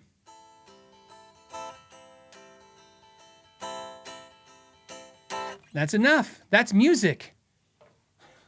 Somebody made $1 million doing less than that. Okay. All right. You know what? Let's do another guitar of the week. Or no, not another guitar of the week. That's another winner for this guitar for this week.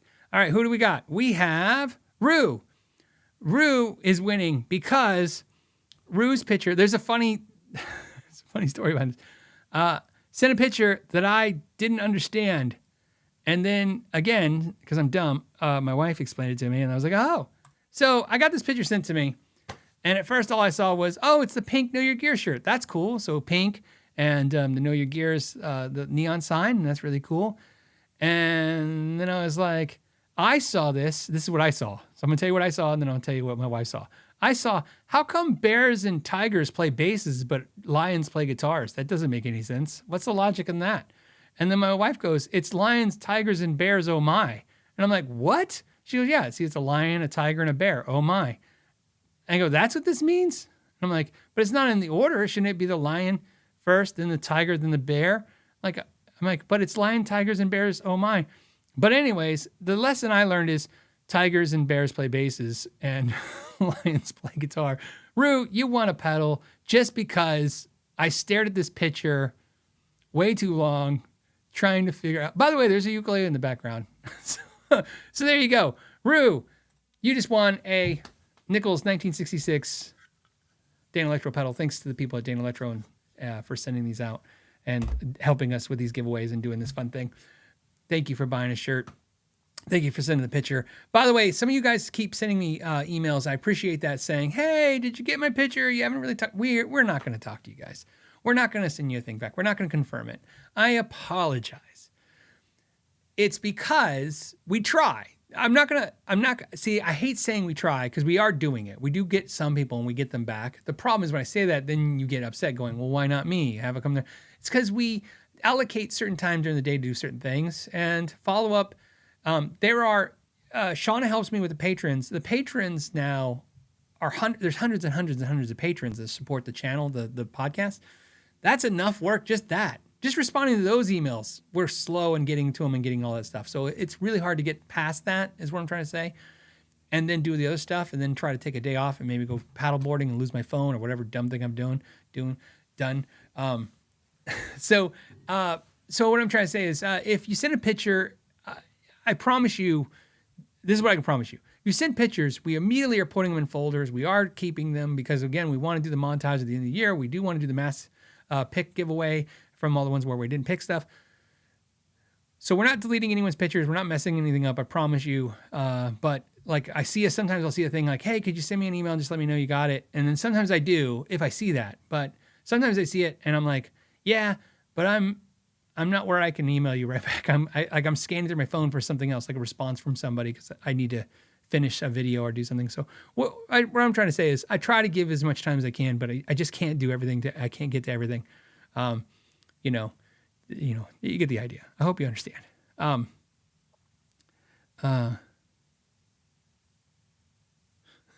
Teledriver says, you didn't lose the phone. Remember, you know where it is.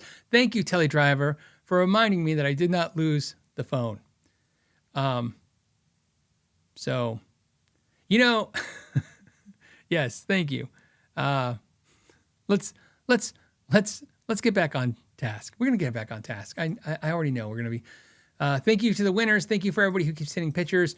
I have some banners. Remember I had the pictures of you guys rolling through? I need to update it. I didn't want to keep, what happened was, is because sometimes I don't get to update it. I was letting it go through the way it was.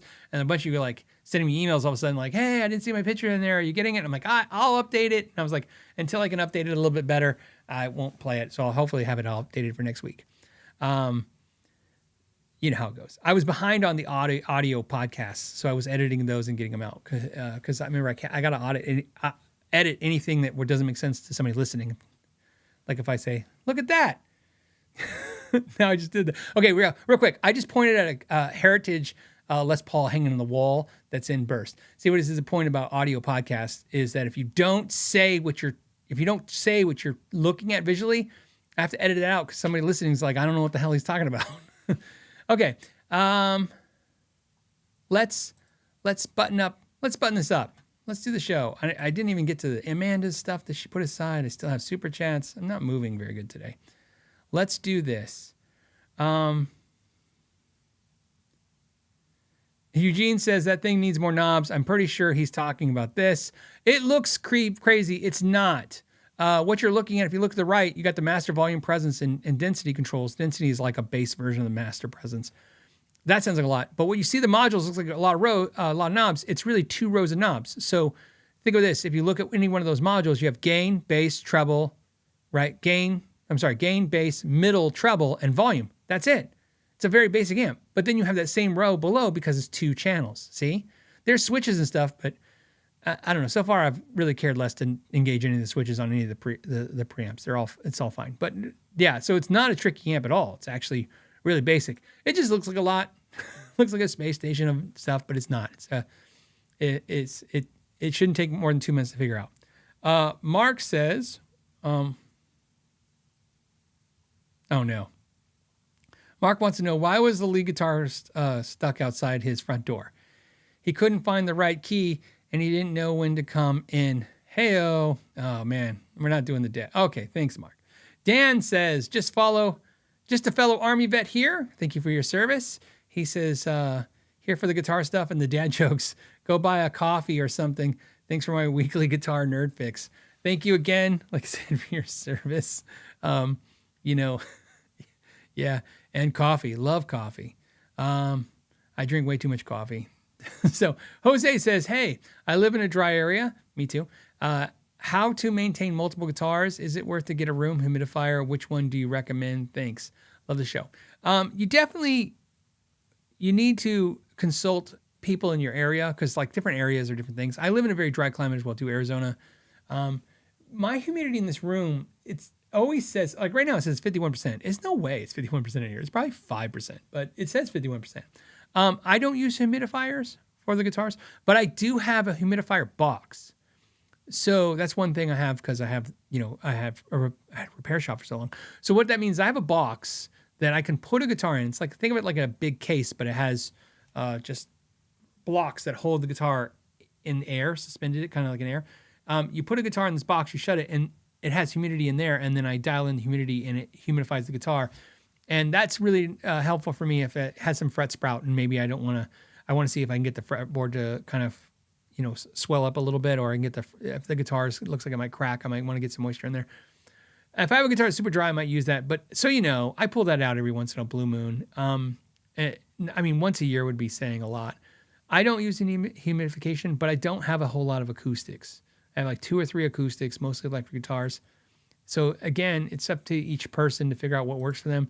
Usually, if you have a lot of guitars, you may want to worry about some kind of humidification if you live in a dry climate. But I don't. But I don't want the answer "I don't" to be an answer that you shouldn't. It's just I'm letting you know where I'm at with it, and I've had no issues.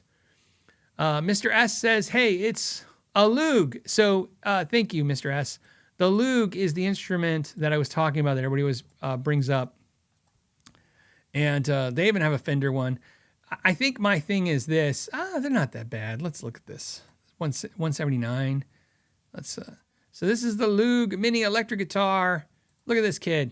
Not that kid. That kid wants you to get 10% off. This kid. This kid. Look at it. Look at how much fun they're playing. They're living. They're enjoying. So the Loog is a 3-string guitar, essentially, and it's supposed to be a great way to get kids into guitars. I literally know nothing about this instrument. So that's why I can't recommend it. I can't recommend it just off of like what I seen a picture. There's a kid in the picture, looks happy, but I don't care. Well, I guess I care if the kid has fun, and that's all that matters. But I can tell you, and this is the difference. So again, research the Loog, learn about the Loog. If that works for you, maybe that's an option. I just want you to understand when I tell you guys, and this is I just want to be clear.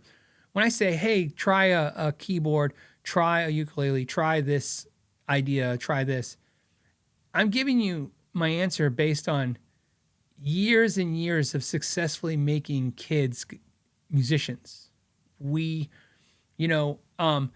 guys think, like hey, Phil, you have a YouTube channel. You go to the grocery store, people are like, hey, you must be the Know Your Gear guy, like, right? Maybe you don't think that, but just in case some of you do.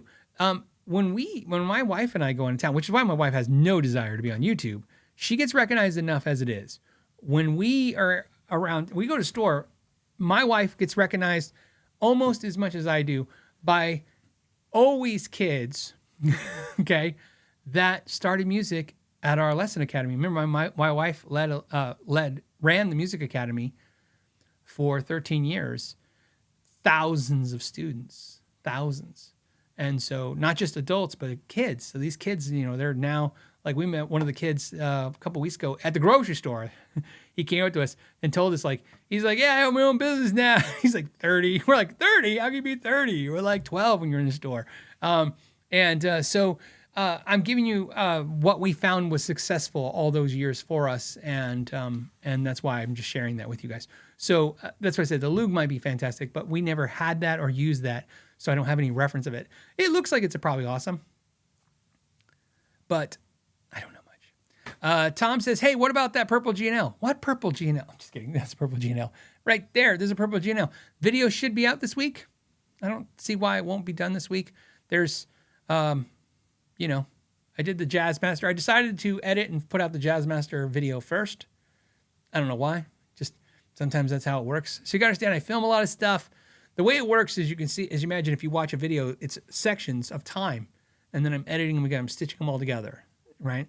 And then because because I wear the same thing all the time on purpose, it looks like, I guess a lot of people are like, oh, because a lot of people sometimes are like, oh, you did all that in one day. No, it's over time. Sometimes it's filmed over pieces.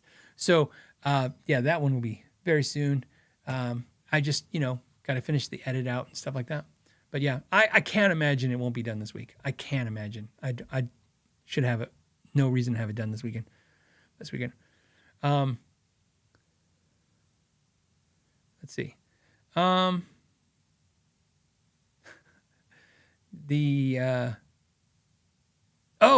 You know what? I know it's the end of the show. This is definitely for the diehards. A week or 2 weeks ago, I told a story about a kid that brought in a guitar and it had super glue, and they didn't tell me, and I put my soldering iron on the solder and it burned the super glue and it melted it and the vapors went in my eyes. And I said that was the same kid that didn't want to change his own battery. When I forgot to tell you this. This is so great. So great. Those obviously that happened. Okay. What's funny, what I didn't share with you was when I was coming, because that's what happens is my office upstairs. So I'm upstairs, I finished the show. I'm like, know your gear. And then I hit the thing. And before I index everything, I go get something to drink. Okay. Usually a beer, just because I don't want to sit and watch my own show that I was just on. But whatever. Sometimes it's a water or Coke. Anyways, I go to get something to drink, and Shauna goes, was the kid you're talking about so-and-so? And I said, yeah. And then she goes, I'm like, we were talking about it because she knew who it was. And we forgot. She's like, you should have told everybody the important part of the story. So here's the important part of the story. I'll recap it real fast. Kid comes in my store. Say kid, I mean high school kid. He was in high school. Went to Chandler High. Came in my store. Soldering. said him and his brother soldered this thing. I looked at it. I thought I saw what looked like residue from super glue. I said, did you super glue this terminal together? He said, no. I put my soldering iron on. The vapors from the glue went into my eyes, burned my eyes. I was like, oh, my God. Then he came to my store many times over years for different things. another thing he came for was to get his bass wasn't working and it needed a battery. And I told him I would charge him to put a battery in, or he could just go do it himself at the grocery store. But if he made me go to the grocery store, I'm going to charge him, which he said, do it. So I did it. He's now an engineer. So think about how cool that is, right? It's one of those stories like we were like, oh yeah, we probably should tell people. He graduated. He's an engineer. He's successfully a working engineer now. It's funny because of that. Because think about this: that who he was for that moment is not who he is now. I'm sure maybe that story is embarrassing now, or maybe not. Maybe he makes it funny because who knows? Maybe he decided to become an engineer because he was sick of paying some dumbass to change the 9-volt battery, right? But anyways, I just thought that was cool. We should. She said you should have told everybody because that's an important part of the story that he grew up and became an engineer. And I'm like, yeah, that is a cool part of the story. Well, and I also, so you know, when he was in high school, he was a straight A student, so he was super smart in school. Like I said, just. So, Miserable Turd says Boeing, not Boeing. Thank goodness. Okay. I'm going to do one more because if I missed a super chat, I apologize. I will scoop it next week. Just Amanda sent so many and I didn't get Amanda's. Let me grab some of the stuff that Amanda sent me. Okay. Let's see.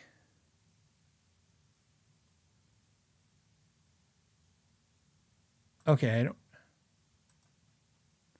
all right. This is from Julian who says, hey, do you think that the Gibson Les Paul figure top will stick around or stop after a few years? The figure top, will it stick around? I think it will stick around. Is it because you're talking about because it's a rarity of the wood to do the figured tops? We used to talk about this 10 years ago, 20 years ago. We used to talk about, will Gibsons eventually have veneer tops because of the, wood just being scarce? And we would joke and say, man, probably in 20 years. It's been 20 years ago and everything's the same. So who knows? I don't think anything's going to change. And not from what I've seen. Another one that she sent, I saw. Hold on, let me get back at it. I just saw it a second ago. It was good. At least it looked good. Oh, here it is. Okay. I'm going to say No Halo 7 says, could I get away from using the copper wire from a strip's coaxial cable to wire my Ibanez? Sure. I mean, there's no current going through the wire. It doesn't really matter. Essentially, I mean, there's an argument. Well, let me start with this. You can use pretty much anything. I've seen everybody use everything for some kind of wire in a guitar. And I mean, everybody from the people who wire up their own stuff to even manufacturers that pull some crazy stuff. You can pretty much use anything. Because like I said, there's no current going through it, nothing that's going to electrocute you or anything because it's, obviously in the guitar. What you're doing though is certain things that you use, you might be inviting more interference, because keep in mind, because, without the insulation and stuff. So you can use the copper wire from a coaxial cable because I know what you're talking about, the center wire. I mean, here's the problem. If you're using it for ground, it's great. I don't think there are going to be any issues. If you're not using it to ground, the issue is that everything it touches is going to ground out. So you would have to put some kind of shrink tubing around it is what I would think. You could have to make wire out of it. This is one of those questions that you say it and I start going down the road of answering it and I think, wire is not very expensive. I mean, I know, some of you guys are in weirder parts of the world and country and stuff, and maybe it's not readily available, but online you can pretty much get anything most places. I would say unless you're in somewhere where you just cannot get wire, you can buy some wire pretty inexpensively. Because my guess is, unless you're going to use that coaxial wire for ground wire, I would say, whatever you're going to do, you're just going to be inviting some interference and stuff, and you're going to have to insulate the cavity even more. I don't see the benefit of it. Is my guess. I mean, but no, to answer your question, technically there would be no issue using that stuff. So, I've seen Stranger things in guitars to connect a pickup or connect two pots or connect stuff. I mean, you name it. I've seen it. All kinds of non-traditional wire, anything that just is metal that signal can go through. And then we'll finish on this one again because Amanda sent this and I just want to, because sometimes I forget and Amanda does this work, sending the questions and I don't get to them. Dylan says, hey, do you happen to know what the tonal difference would be between a Bigsby and a Duesenberg tremolo? I don't think there is one. I have both those tremolos in guitars, and I wouldn't specifically think that one would be a tone. It changes the sound. I mean, we could get down to the craziness of the argument, like, how the Duesenberg's mounted versus how the Bigsby's mounted and how the springs are slightly different stuff. But everything to me would be the sound, would be the feel of it, but they feel very similar to me. What I mean by that is somebody's going to say they maybe don't, but I'm going to tell you that if you made me group tremolos together by feel, I would say the Vega Trem, even though it looks like a Fender tremolo, feels like a Floyd Rose. So the Floyd Rose and the Vega Trem are very similar. If you like one, you'll like the other, in my experience, and for me personally. The Godot 510 bridge is like the Fender 2-point tremolo and the G&L tremolo and the PRS tremolo. All those sound and feel very similar. Or not sound, but feel very similar. The Bigsby, the Duesenberg, what is another one? There's probably another one, but I can't think of it. But those feel very similar. They give a very similar experience.